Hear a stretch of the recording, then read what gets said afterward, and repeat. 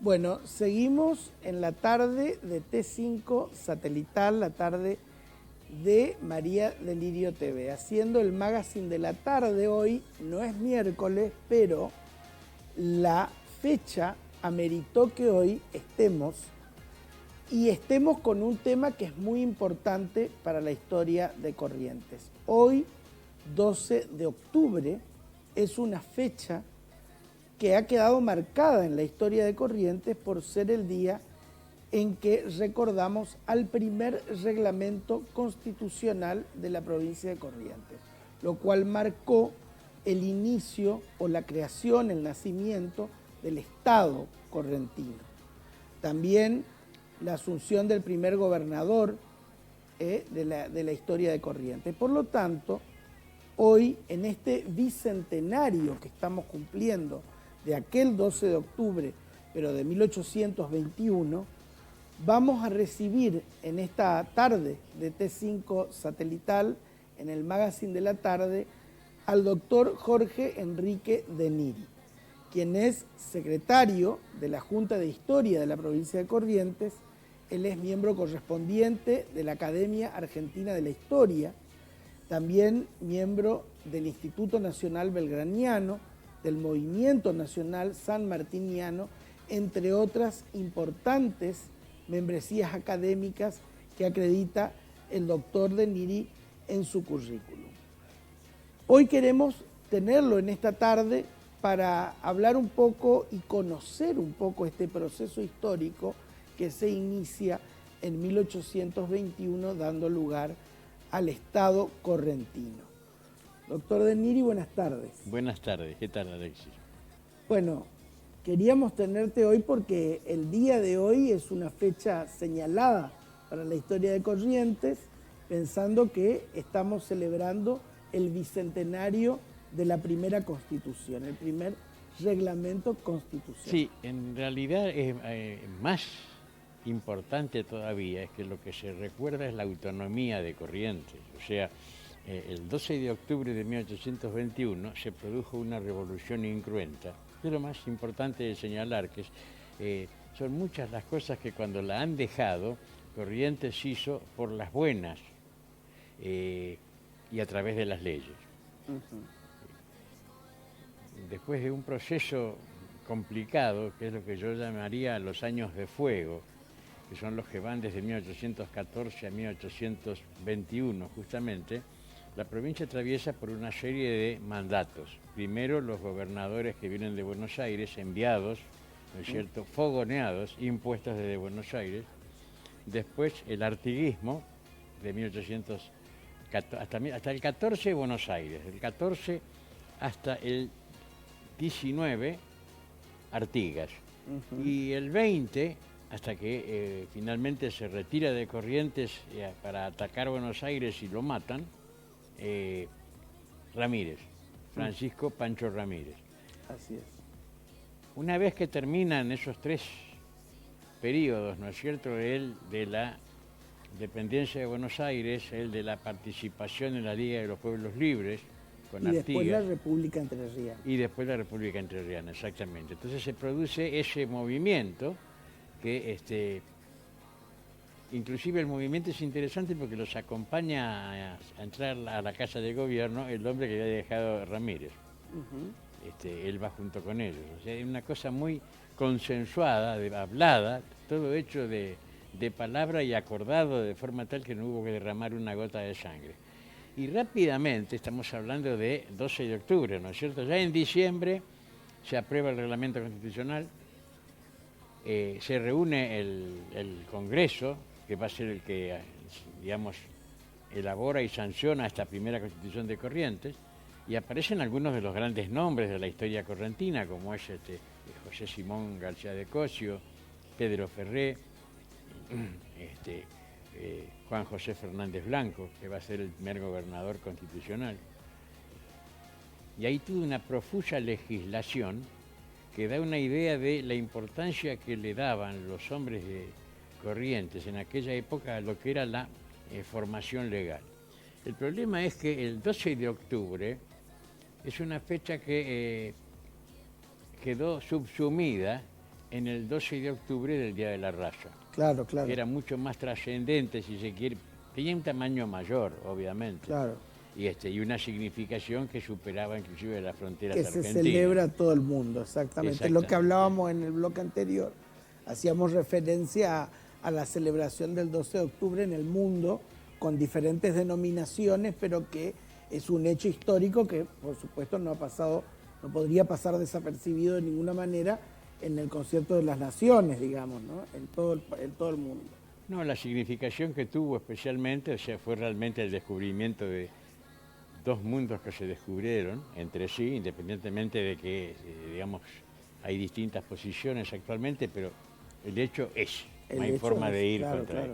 O sea, no es que no sucedió o que puede haber pasado si no hubiera sucedido. Lo concreto es que lo tenemos enfrente, un hecho de esa trascendencia, por supuesto que el 12 de octubre correntino quedó en segundo plano y de conmemorarse en los colegios durante mucho tiempo, después se fue diluyendo al punto que hoy, por ejemplo, bueno, pasó sin pena, o está pasando sin pena ni gloria, ¿no es cierto? O sea, nosotros somos un poco lo que estamos recordando, y vi que en La República salió un trabajo artículo, un artículo que le hicieron al doctor Ramírez Braschi, analizando el momento jurídico, ¿no es cierto?, de este estallido, no sé si decía estallido, estos fuegos artificiales revolucionarios que representó la revolución de 1821. Incruenta, como decía el doctor Deniri, pero que marcó el inicio de un proceso histórico que comenzó con la Constitución. Nosotros lo hablamos siempre, eso con el doctor Ramírez Braschi, pensamos que marca el comienzo de uno de los mejores momentos de la historia de Corrientes. Cuando hay paz y se trabaja, la prosperidad es un hecho inevitable, ¿no es cierto? Hablemos de desarrollo, es un término muy moderno para mi gusto. Hablemos de algo que está mucho más consolidado, más consagrado por la historia. La prosperidad, la fortuna, la felicidad, una economía segura, familia. Y bueno, entre 1821 y 1839 son de los años más prósperos que haya podido vivir la provincia de Corrientes. Y que se rompieron cuando una generación nueva que desconocía o minusvaloraba la significación y la importancia que tienen las negociaciones por encima de los enfrentamientos armados, decidió jugar una carta militar y una carta militar y nada más y nada menos contra las provincias militarmente más poderosas de aquella época del Río de la Plata, que eran Buenos Aires, Santa Fe y Entre Ríos. Pero es una prosperidad que habría que ver si estaba tercera o cuarta, pero no más que eso la provincia de Corrientes en el concierto nacional. Esa nación incipiente, ¿no es cierto?, que todavía estaba armándose.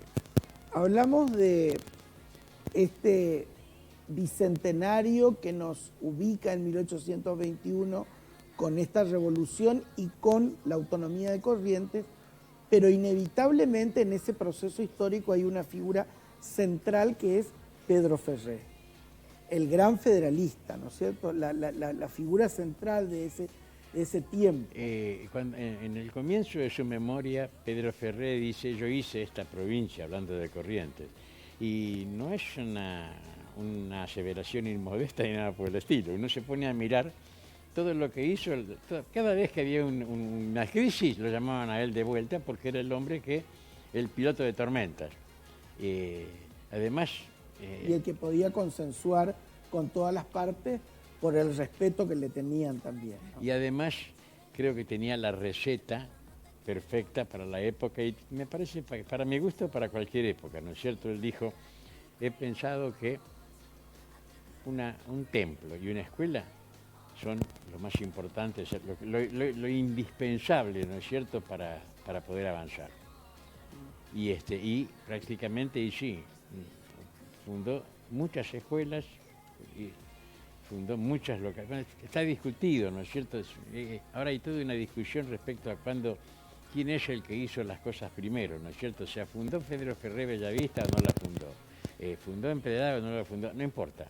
Es como la discusión de América, ¿no es cierto? Claro. Capaz que Erico el Rojo vino antes a América, pero América empezó a existir en el mapa y en el mundo después de Colón. Claro, claro, Hasta claro. en realidad, inclusive, intelectualmente después de Américo Vespucio, ¿no es cierto? Pero hasta que no apareció alguien que hasta ese momento no estaba puesta en valor, como se dice Claro, vulgarmente. Lo mismo pasa con esos lugares por los que pasó Pedro Ferrer.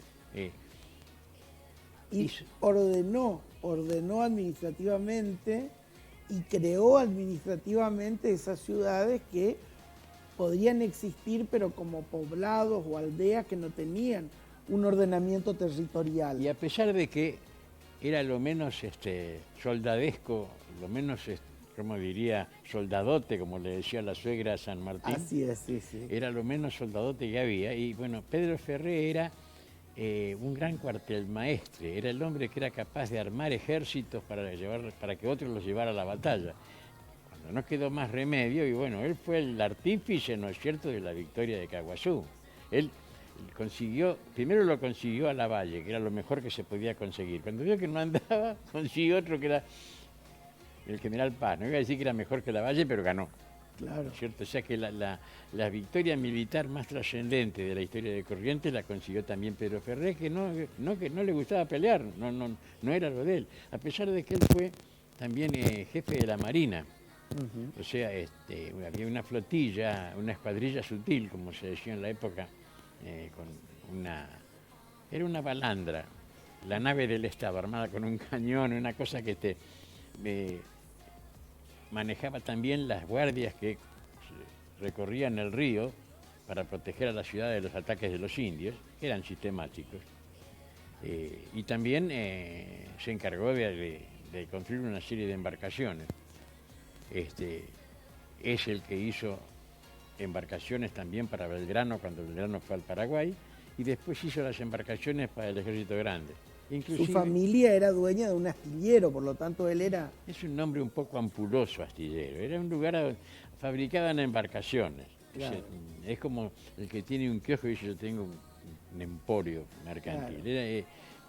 Fabricaban buenas embarcaciones de las que usaba el río o de las que podían navegar nuestro río. Y después inclusive es él, la cosa poco conocida, él es el creador de la ciudad de La Paz, él fue el que la urbanizó a pedido de Urquizo. Hasta eso podía ser, o sea que era medio urbanista, medio un angaú arquitecto, digamos. Bueno, pero era un hombre que ha tenido una formación y que llevó también una experiencia de gobierno muy grande y por eso llegó. Ahora yo creo que, creo que los hombres de esa época, cuando uno lo lea, yo me pongo a pensar, Pedro Ferrer debe haber leído los evangelios, por supuesto, y el Quijote. No sé qué más podía haber leído, porque la biblioteca más importante tenía 20 libros en esa época en Corrientes. Exactamente. Sin embargo, uno lee cómo escribe, es una delicia. Ya quisiera uno escribir como él. Admirable, Es admirable. ¿no? Bueno, doctor De Niri, un placer tenerte esta tarde en el bicentenario de la autonomía de Corrientes, en esta fecha tan señalada para nuestra historia, y no va a ser la única vez que vamos a estar conversando de historia de Corrientes. Gracias por la invitación, muy amable. Espero haber sido útil. Gracias, doctor. Nos estamos despidiendo. Nos vamos hasta mañana. Mañana nos volvemos a encontrar con Gaby, por supuesto, desde las 15 horas. Como todos los días, de 15 a 17, hacemos María de Lirio TV, el magazine de la tarde. Hasta mañana, si Dios quiere, nos volvemos a encontrar.